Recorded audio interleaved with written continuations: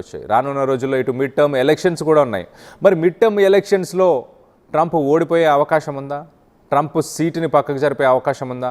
యుద్ధాన్ని ఒక కారణంగా చూపించి ట్రంప్ ఇంకా 2 సంవత్సరాలు కొనసాగే అవకాశం కూడా ఉంది. ఇటు అమెరికాలో ప్రెసిడెంట్గా ఉన్న వ్యక్తి 4 సంవత్సరాలు తన పదవీ కాలం, దాని తర్వాత ఎలక్షన్స్ గెలిస్తే మరొకసారి తను 4 సంవత్సరాలు పాలించవచ్చు. మొత్తానికైతే 8 సంవత్సరాలు. ఈ 8 సంవత్సరాల సమయంలో తను పాలిస్తున్న సమయంలో, తను రూల్ చేస్తున్న టైంలో ఒకవేళ యుద్ధం కొనసాగితే ఇంకొక 2 సంవత్సరాలు ఎలక్షన్స్ని పోస్ట్పోన్ చేసే అవకాశం ఉంటుంది. ట్రంప్ మరి ఎలక్షన్స్ కోసమే ఇప్పుడు ప్రస్తుతానికి వార్ని పోస్ట్పోన్ చేసే ప్రయత్నం చేస్తున్నాడా? దీనికి సంబంధించి యుద్ధం నుంచి ఎలా బయటపడాలి అని ప్రస్తుతానికి ఇటు ట్రంప్ అడ్వైజర్స్ అయితే చెప్తున్నారు. ఒక ఎగ్జిట్ స్ట్రాటజీని పెట్టుకోండి, ఎగ్జిట్ స్ట్రాటజీ ద్వారా బయటికి వెళ్ళిపోదాం, ఏదో ఒక కారణం ద్వారా త్వరగా యుద్ధాన్ని ముగించేయాలి అంటూ కూడా అడ్వైజర్స్ చెప్పుకొస్తున్నారు. ఇటు అమెరికాలో ప్రజలు మద్దతు కోల్పోవడం, అలాగే ప్రపంచ దేశాల నుంచి వస్తున్న ప్రెషర్ ఒకసారి మనం చూస్తే కనుక ఇటు గల్ఫ్ దేశాల సిట్యువేషన్ మనం మాట్లాడుకుందాం. గల్ఫ్ దేశాలు ఇటు సౌదీ అరేబియా రీసెంట్ టైమ్స్లో ఇటు సౌదీ అరేబియాని అమెరికా యుద్ధంలో పార్టిసిపేట్ చేయాలని కోరింది. రియాద్ దానికి వ్యతిరేకంగా మేము ఇరాన్పై యుద్ధానికి సిద్ధంగా లేము, మాకు యుద్ధం చేయాల్సిన అవసరం లేదంటూ ఇటు సౌదీ అరేబియా వెనక్కి తగ్గింది. సో ఈ రకంగా చూస్తే కనుక ఇటు అమెరికా తన సొంత కారణాల కోసం కావచ్చు, సొంత అభిరుచుల కోసం కావచ్చు, తన సొంత ఎజెండా కోసమే ఇరాన్పై యుద్ధం వెళ్ళింది. ఇటు సౌదీ అరేబియా కానీ గల్ఫ్ దేశాలు కానీ ఇరాన్పై యుద్ధాన్ని వాళ్ళు సపోర్ట్ చేయట్లేదు, కానీ వాళ్ళు ఇబ్బంది పడుతున్నారు. అక్కడున్న అమెరికన్ అసెట్స్ అన్నీ కూడా ఇప్పటిదాకా ఇరాన్ కూల్చేసింది.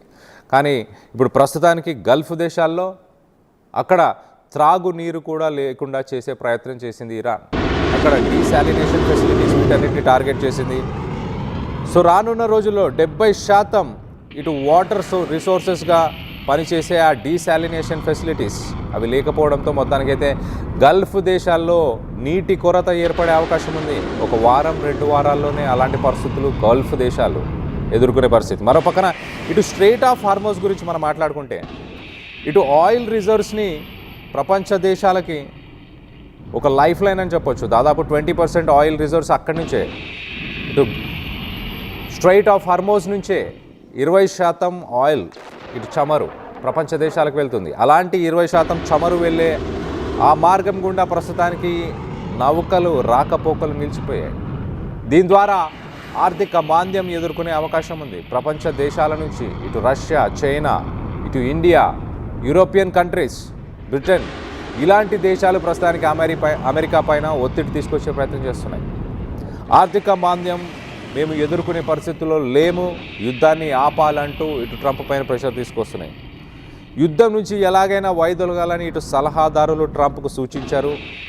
ఒక ఇంటర్నేషనల్ మీడియా కథనం ప్రకారం ఇటు అమెరికాలో రాబోయే మిడ్ టర్మ్ ఎలక్షన్స్ దృష్ట్యా ఇటు ప్రజల మద్దతుని నిలబెట్టుకునేందుకు ఇది చాలా అవసరం అంటూ సలహాదారులు ఒక నివేదిక సారాంశంగా మొత్తానికైతే ఒక నివేదికని ఇచ్చినట్టు తెలుస్తుంది. లేదంటే ప్రజా మద్దతు కోల్పోతామని అడ్వైజర్స్ హెచ్చరిస్తున్నారు.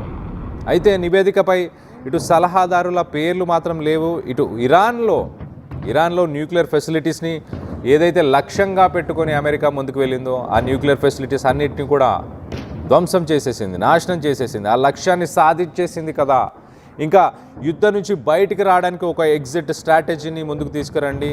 యుద్ధం వల్ల సొంత ప్రజల నుంచే వ్యతిరేకత వచ్చే అవకాశం ఉంది కాబట్టి యుద్ధం నుంచి ఏదో ఒక రీజన్ చెప్పి ఒక ఎగ్జిట్ స్ట్రాటజీని ముందుకు తీసుకొచ్చి బయటకు వచ్చేయండి అంటూ సలహాదారులు చెప్పుకొస్తున్నారు. వైట్ హౌస్ మాత్రం తోసిపుచ్చుతుంది. సోమవారం అలాగే మంగళవారం జరిగిన మీటింగ్స్లో ఈ కథనాలు రాసిన ఇంటర్నేషనల్ మీడియాకు సంబంధించిన వ్యక్తులు ఎవరు లేరు కదా అంటూ ఇటు వైట్ హౌస్ తోసుకొచ్చే ప్రయత్నం చేస్తుంది. ఆపరేషన్ ఎపిక్ ఫ్యూరీపై 24 గంటలు కూడా ఇటు ట్రంప్కి సంబంధించిన ట్రంప్ అడ్వైజర్స్ 24 గంటలు కూడా ఇటు ఇరాన్ ఆపరేషన్ ఎపిక్ ఫ్యూరీ వీటిపైనే 24 గంటలు కూడా వాళ్ళు పనిచేస్తున్నారు. అధిక శాతం మంది ఇటు అమెరికన్స్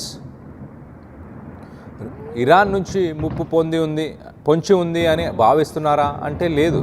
64% అసలు వార్కి ఎందుకు వెళ్ళాం, ఇంత కాస్ట్లీ వార్కి వెళ్ళాల్సిన అవసరం ఏముంది అంటూ ఇటు చెప్పుకొచ్చే ప్రయత్నం చేస్తున్నారు. ప్రస్తుతం ఇటు అధ్యక్షుడు ట్రంప్ అలాగే అంతర్జాతీయ ఆర్థిక సంక్షోభం, గ్లోబల్ రెసెషన్ రాబోతుంది కాబట్టి, అలాగే ఇటు నౌక రవాణా విపత్తు, ఇటు ఇంటర్నేషనల్ గ్లోబల్ ట్రేడ్, అలాగే ఇటు ఆయిల్ రిజర్వ్స్, ఎనర్జీ సెక్టార్కి సంబంధించి వీటన్నిటినీ కూడా పరిశీలించాలి. ఇరాన్తో యుద్ధం ఇంకా ఇంటెన్సిఫై అయితే ప్రపంచంలో ఇటు ఫ్యూయల్, జీవనాడిగా ఉన్న ఫ్యూయల్, లైఫ్ లైన్గా ఉన్న ఫ్యూయల్ దెబ్బతింటుంది.